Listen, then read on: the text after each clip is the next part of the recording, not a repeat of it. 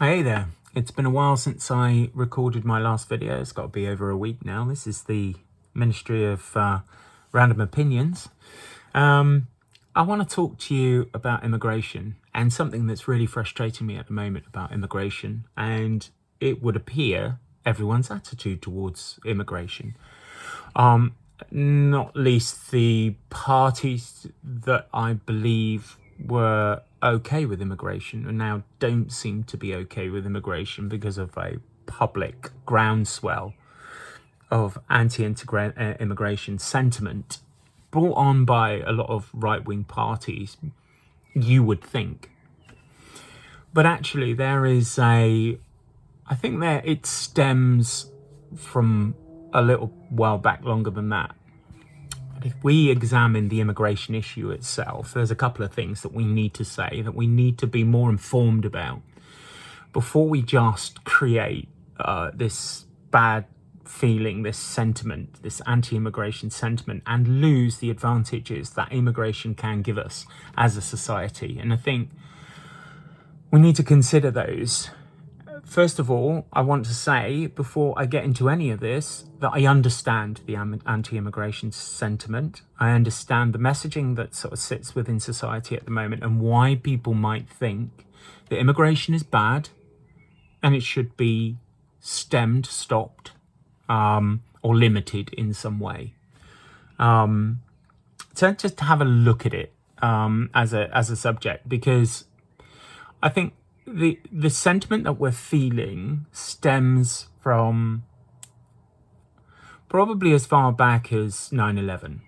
So that's 2001, where the shock attack on the World Trade Center created this huge swell of Islamophobia and anti-immigration sentiment on the basis that immigration and the whole system of immigration allowed people who had questionable motives into what essentially were considered to be peaceful societies. And I kind of understand why that happened. That was supported by government, so it was licensed almost. That feeling was licensed by governments who then used questionable tactics to for regime change. What they saw as regime change. Then we started to see a lot of sentiment certainly in the US and the UK. So there was the invasion of Iraq, there was the involvement in Afghanistan, there was this perception that the Balkan model that had been used before in Bosnia, etc., which actually worked well behind the UN with peacekeeping forces that changed regime, created a peaceful society, brought back democracy, and that groundswell of democracy that sort of followed, certainly in the Eastern Bloc and Eastern Europe, that was something that we could repeat and replicate in Iraq and Afghanistan. The countries then proceeded to spend around about 3 trillion of our cash on balkanizing the Iraq and Afghanistan. Now, these were far more complex issues with significantly longer histories.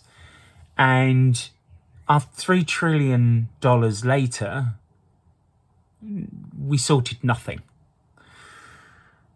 That 3 trillion spend added to, that was a significant increase in spend. That was money that was going out of the country, that was being spent on warfare, that really resulted in no impact, created anti-Islamic feeling, but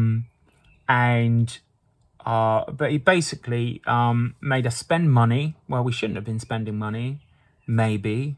I'm not the expert, but maybe. We shouldn't have been spending money, and that created deficit. That deficit has to be paid back by the taxpayer. That's us, right? Then after that period, the next kind of significant moment, I guess, was the banking crisis in 2008. Irresponsible banking organizations that should have known better, that were allowed to by governments through reduction in regulation, kind of looking the other way kind of viewpoint, on the banking industry. That banking industry then collapsed. The government bailed out the finance industry because they believed it was important, and it is important, running the finance of the globe. That's pretty important. And so we bailed it out. We, the taxpayer. So the government invested money into the finance organizations to keep them afloat, to keep them running. We then paid for that. Again, we were left with the bill. All of this stacks. And then the government had the nerve to turn around and said, well, we're all going to have to pay for it, and there will be a period of austerity. That means less public spending, which meant public services that were already under strain were hit even harder. Coupled with an immigration policy that allowed immigration, but more importantly, it allowed asylum seekers access to the country, creating a need to spend money on people that were coming into the country, as most of society saw as foreigners, compounded that. Okay, so that felt like we were already paying for society. The quid pro quo was that public services would suffer. We had less money, there was less money to go around, there was less public spend, and therefore immigration was seen as a bad thing in society because it drew on what was already a stretched public finance. Then we got to COVID, and COVID created the same. So more spend to bail out business, to bail out individuals with furlough schemes, etc. Huge amounts of money invested in PPE. We all know that story, how corrupt government officials milked the PPE opportunity.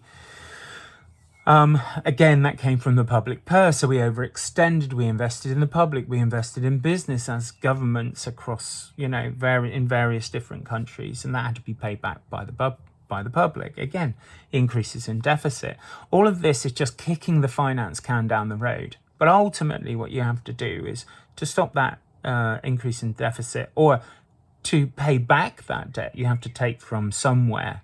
Now, you're either taxing more, or you're reducing public services.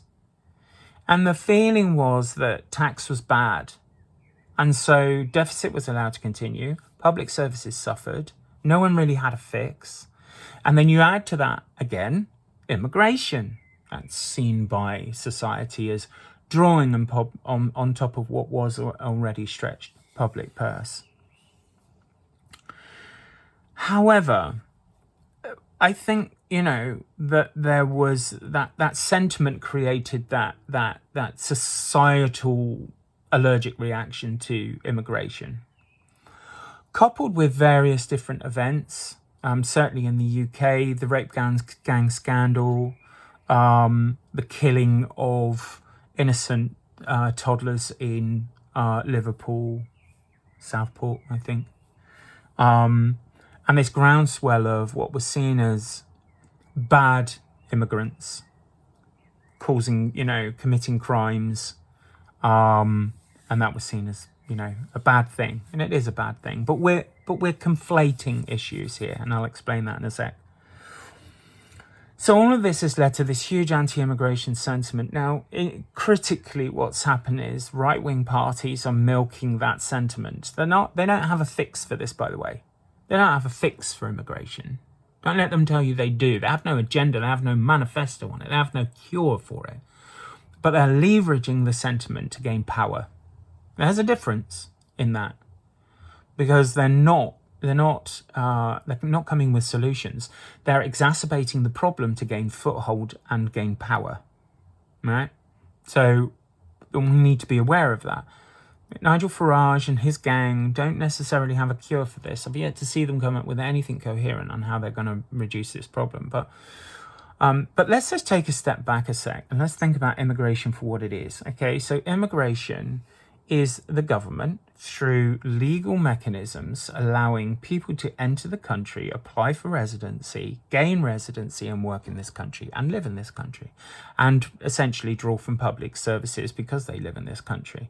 The reason they're allowed to draw from public services is because they're over here and they're working and they're earning and they pay tax, so they contribute to society.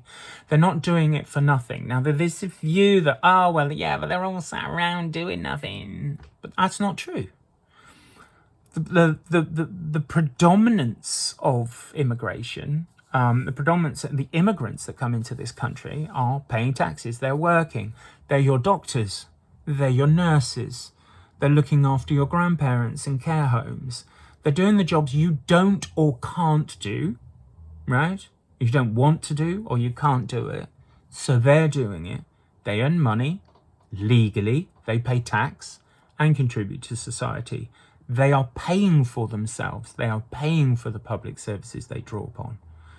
Stuart, I hear you cry, yeah, but they come over there and are all criminals. There might be some immigrants that come across as criminals, but they were legally allowed to come into the country. Invest in law enforcement. Invest in anti-terrorism. We're conflating an issue. Immigration is a good thing, right? Adds to our culture. It brings people in that are prepared to pay tax, that can work and contribute to our society. If you have a bad person come in who then goes on to commit a crime, that's a crime issue. Invest in policing. Invest in the legal side of things. Yeah, but you might allow a terrorist in. Well, that's terrorist. That's intelligence, threat intelligence of terrorism. Invest in that. You're conflating issues. Immigration on its own is a useful thing for society and shouldn't be tarred with the brush across the piece of criminality, terrorism. Fact. We have departments, public services, that are here, to stop that happening. That's their remit. That's not immigration, that's crime. Different thing. There are as many people that were born here, born and bred, white, Middle England people committing crime. There are as many people here killing each other that have the same skin colour. White people, right? In the UK. But I'm not hearing any issue with that. There's no labelling that as an immigration problem. It's a legal problem, or it's a terrorism problem, or it's a violence problem. But it's not an immigration problem. And neither is an immigrant stabbing another person. That's a crime problem. Now, if an immigrant comes here and commits a crime and they are found guilty, due process, they go to prison, they serve their time, and then they're deported, I'm all for that. Have no problem with that. The real draw on the government public purse comes, however, from asylum seekers. This is a really tough one to crack. These are the people on boats that we all hear about. All the immigrants coming in boats. Immigrants are not coming in on boats. Immigrants are immigrants. They're legally allowed in the country. They're not coming on a boat. They're coming on a plane. They get here the same way as you would get to Spain on holiday.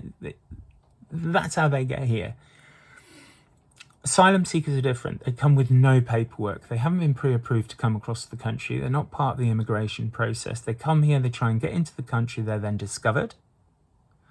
They're then put in a hotel or in a facility or in a secure facility, and then their application for asylum is reviewed. There is a whole process around that, and that's how it works. Now, that does have an impact on society, and it does have an impact on the public purse. And there is a question as to whether Britain is a port of call for any asylum seeker. And there are, rules, or at least an understanding kind of supported by global agencies around what is allowable asylum seeking, what isn't, and what's taken the piss, what isn't. Yes, we should focus on that. But that's people seeking asylum, illegal immigrants. And that's different, right? So, those people that come without paperwork, that are finding their way in here in the back of a truck or on a boat, that's where we have a problem. And I understand that. But let's not conflate asylum seekers, with immigrants, with violence, crime and terrorism. They are separate issues. They should be dealt with by different agencies, different public purse, different focus. Let's not think or go down the route that we can see in America right now, which is indiscriminately we're taking people off the streets, questionable motive to do that, and deporting them. These people are working in the main. They're paying taxes in the main, right? They're contributing to society. In fact, some of these people are contributing more to society than the indigenous population, the population that was supposedly born and bred here, although in America, everyone's an immigrant. And by the way, in the UK, there is a lot of, we are a melting pot of, you go back, Rome, Scandinavia, France, Germany, there's all sorts of influence, in this country. You go back far enough, you'll find that you have blood that belongs in another part of the world. I just see innocent people being harangued, stressed out by this whole sentiment. And as that sentiment grows, and as we see a shift to more right-wing policies regarding immigration, it worries me. And it creates a sentiment in areas, in parts of the UK, that then persecute people who look different to them, different colour skin, a different religion, wear different clothes, look different. Because governments are supporting the view that immigration is bad. Immigration is not bad, but they support that view with their policies. I don't expect the Labour Party, which traditionally I see as a party that's reasonably tolerant of immigration and supportive of that process, who watches a right-wing party gain some ground in some local elections and thinks that all of a sudden they have to take on their manifesto and start doing what I would consider to be, reacting with right-wing policies to the immigration issue, if there is even one. Right? An issue that society is causing, that social media is conveying and amplifying. I just don't think it's right. And I just don't think it's a problem. And I think it's because we don't understand the issue. And I'm not professing to know the issue like an expert. I'm no expert in this, but I can see this stuff. It's making sense to me. It's obvious to me that there is some conflation in all of this that's creating this view, this opinion, this social media trend, that's immigration is bad. It's not. Listen, I know that people are going to hate this, or some people are going to hate this, and they might want to, critique this and make comments, and I welcome that you do so, because everyone has a right to speak about this. I believe in free speech. You have a right to position your opinion, but I don't think that immigration is bad. Next time you go to a hospital and you're in A&E and you've broken your leg and you're in pain and you look up, you might see an immigrant treating you. You might actually need that person at that moment. So please think about it. Think about it logically. Go through this properly in your head. Be educated, read. Not social media, and not the bullshit that I see every day on social media regarding immigration. It's utter tosh, the majority of it. People should just have a bit more of a educated view on it and actually stop and think before they react blindly to group sentiment, public feeling, whatever. And for God's sake, don't vote for a party that doesn't have a cure or have a fix for what it is you think there is a problem. I can't see anything in reform that makes me think this is a party that I want running the country. If you think that way, well then fine, it's your choice.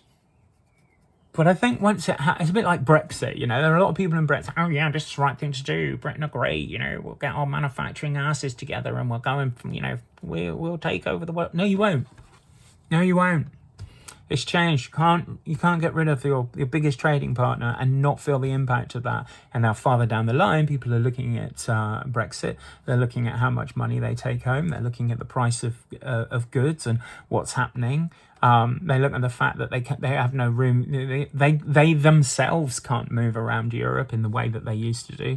I mean, even something basic as turning your sort of 10-minute wait at passport control into a 3-hour wait at passport control because now you're in a different line. Right? Even something as simple as that is bringing it home to some people. Don't make the same mistake again. Don't react to someone's populist policy and then farther down the line regret it when you can't get a hospital appointment, when you can't get treated. I mean, anyway, that's enough. Like and subscribe if you like. Please comment, especially, I mean, if you've got a difference of opinion, I welcome it. You know, I'm here to be educated as much as I'm hoping everyone else is here to be educated. Stick something in the comments. Subscribing would be really good though. I'd like the channel to actually have more than 6 or 7 followers, subscribers, whatever you call them. Listen, have a great day. I love you all. Bye bye.